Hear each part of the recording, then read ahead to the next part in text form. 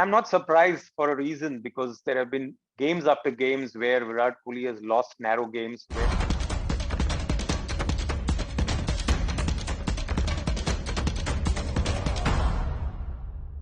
Hi guys, and welcome once again to Straight Bat with Mr. Cricket UAE and Golf News. We've had an absolute cracker tonight with RCB and DC. But first of all, as always, we'll go over and say hi to Anis Sajan.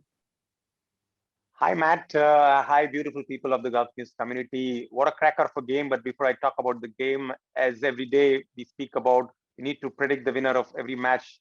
And you walk away with this beautiful jacket and 3 months of subscription of Golf News. Now, we'll just get right in there. We had a Virat Kohli partying like he just won the trophy at the end there with a one-run win over Delhi Capitals for RCB. He really knew how much this one meant after they lost their last match. I'm not surprised for a reason because there have been games after games where Virat Kohli has lost narrow games where his bowlers in the end, rather in the death overs, have leaked in 4 overs 50, 4 overs 60, and he's always been on the losing side. So in this tournament, he has got a big smile where he's pulled up 2 matches defending, where the margins could have been gone either this way or that way. So definitely a relieved man, and unfortunate for Delhi, it's a game of small margins, and today probably RCB was on the right side. Okay, and again, I would say, as you said, there was that second last ball that could have gone either way, as you mentioned just before we came on air. That it could be an umpire's call, that could have been a no ball, and it would have changed the result. That's the finest of margins, isn't it? I bet, for example, had it been given a no ball, you would have seen Virat Kohli fuming, and I wouldn't blame. That's the emotions which come out. To be very honest, Pant held his emotions, but Hetmyer was very clear that that was a no ball. But that's the way the game goes. Sometimes the umpire's call goes in your favor, sometimes it goes in the other's favor, and today it was RCB's turn. Otherwise, that 2 balls, you'd have got an extra ball, and you never know what would have happened. But credit to Siraj, he bowled 3 good balls in the last over, and that probably made the difference. And of course, small mistakes here and there proved costly for Delhi. Of course, I mean you could talk about the whole 2 innings, about one error that cost 1 run, but it all comes down to those fine margins right at the end of the game. So looking back, RCB really needed to win this one, and they did just about. But I don't think either side will come away with this with too much damage. No, absolutely not. It was an equal contest, I mean, yes, Shimron Hetmyer saved them to come at least till there, but it was still even. Delhi bowled well, but it was again, AB de Villiers. You know how crazy that guy is. He scored a crazy 75 runs.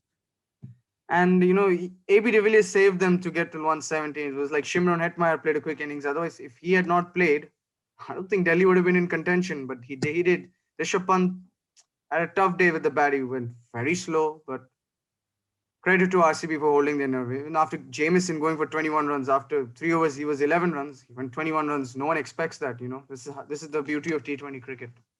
Mm-hmm. And obviously, Rajwell and Maxwell also, after a slight wobble between Kohli and Padikal at the start, Maxwell, they set a little bit of a base as well, so that AB could then go on and cut loose and get them to that total that was then just 1 run out of touch. Is that the confidence that is now there in the RCB team that maybe that they are now instilling that wasn't there before? True. You know what? Till last year they had only AB and hi Sham. Till Hi, last Sham. year they had only AB and Virat running the show. They had this time Glenn Maxwell. So what is happening is, after Virat and Glenn Maxwell give the platform with the help of Padikal, there is that fireworks from AB de Villiers. So that is giving them that extra cushion. But mind you, one fact I want to share before, since we are talking about this game. This is the first time 2 players have been unbeaten on a half century, and they have been on the losing side. And secondly, Rishabh Pant's 2 half centuries have not had a 6. So there is that margin of thin. It could have gone either ways. Rishabh Pant generally is a clean striker of the ball, but today I felt he was slogging the ball more than to time. and there is where it was a difference, whereas Hetmyer was hitting it clean.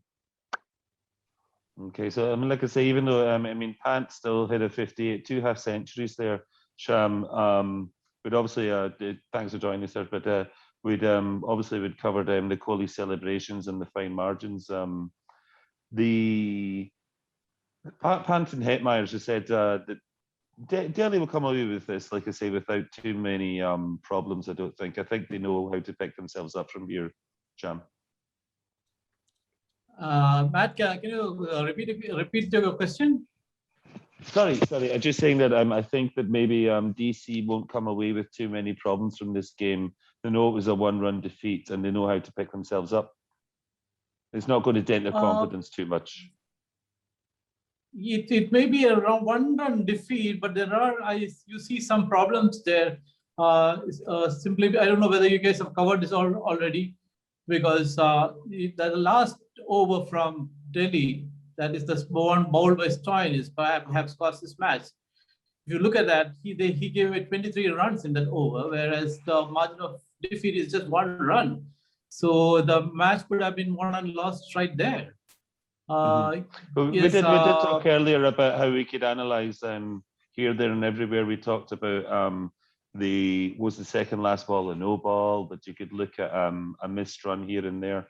But yes, you're bang on. That was a very expensive over.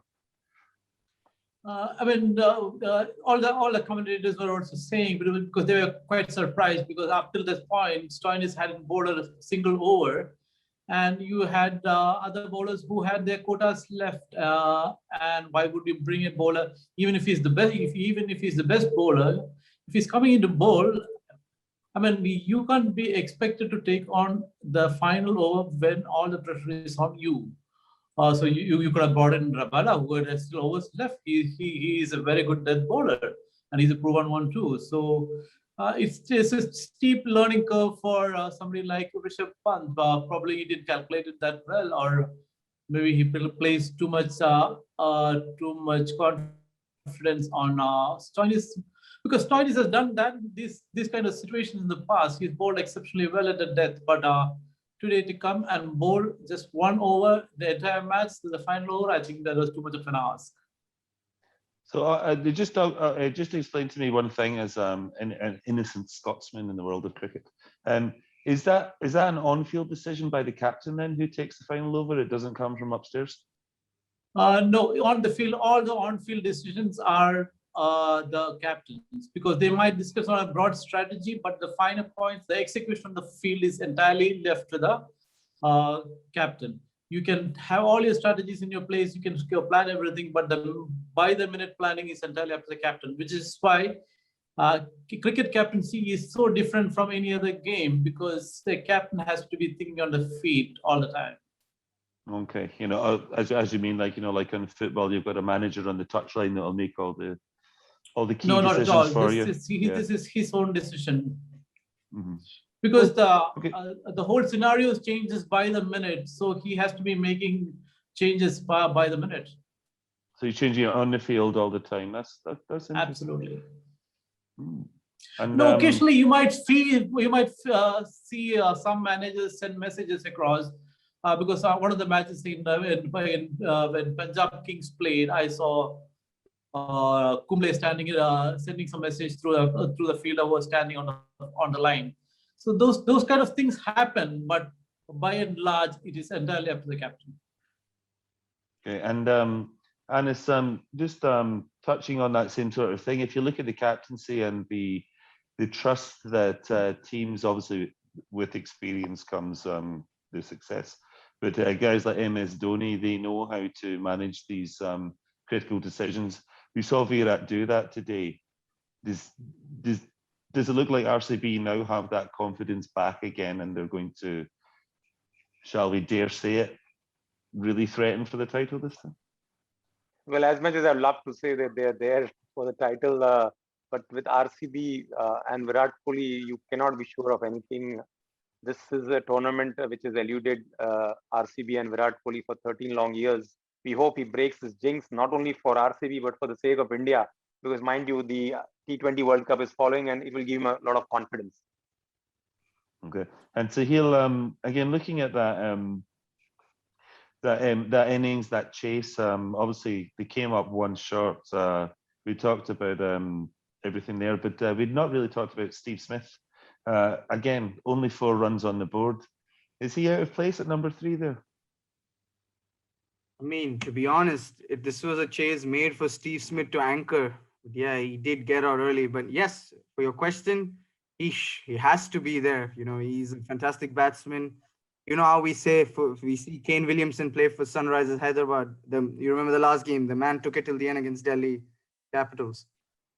So that's how Steve Smith is to them, and has to play. They need a guy who anchors. You know, Shikhar Dhawan and Prithvi Shaw, yes, they're openers, but you know they can get out sometimes. And I can agree that Steve Smith did not work out today, but I think he's got to start the other games for sure. Okay, yeah, no, I'm not asking that. I'm just talking about, as we talked about, shuffling the order. He stays where he is. Yeah, he's got to come at number 3. It's the right call to bring him at number 3. Absolutely. Cool. There's no debate there then. Okay, and you mentioned about Sunrisers there, and Sham and also Anis there. We've got an interesting one. Sunrisers find themselves at the bottom of the table right now, and they're up against a Chennai team who've had a little bit of a roller coaster, but seem to have their tails up. How do we see this going tomorrow? Either or. Okay, I'll go first. Hyderabad. Hyderabad doesn't look the team they were last year, in the sense they had a second wind when they came back into the reckoning and into the knockout stages last year. But this year, they somehow don't seem to get things right, even with Williamson back. Okay, they took Delhi to the super over, but that's about it. If you look at their other losses, they've been pretty bad. I mean, they lost very, very badly. So I don't have much hopes on them unless they really turn around big time. Because you take away the top 3 players, let's say Bairstow, Warner, and Williamson, there's little left in the batting lineup there. It is almost like a sinkhole, really. So which is why it doesn't give me much confidence to pick Hyderabad for any of the games. Tomorrow, I would say CSK are overwhelming favorites. And Anis, do you concur with that? Oh yes, Sham has nailed it right that CSK definitely go as favorites, and Hyderabad unfortunately seems to be not playing the way they played last year. But we never know, strange things happen. We need to see if Hyderabad openers can finish the games. It's the middle order which is letting them down. Cool. Now I think I've covered all the things there. I mean, other than we mentioned Smith there. Good enough, Matt. Yeah, Dhawan was the only other one with his 6 today, but I think Sahil said that he thinks he's going to come good, so that's okay. Well, good luck to Kohli and co. I hope they can have a little bit of relief tonight, and they can celebrate that thrashing of 1 run. And we'll see you all tomorrow for Sunrisers against Chennai. Thanks very much for watching, guys, and thank you to Anis, Sahil, and Sham. Thank you. Good night. Also, guys, don't forget to log on to Facebook and choose your man of the match so that you can get a chance to win one of these tops and your 3 months Gulf News subscription. Sure. Cheers, guys. Thanks, man. Bye. Good night.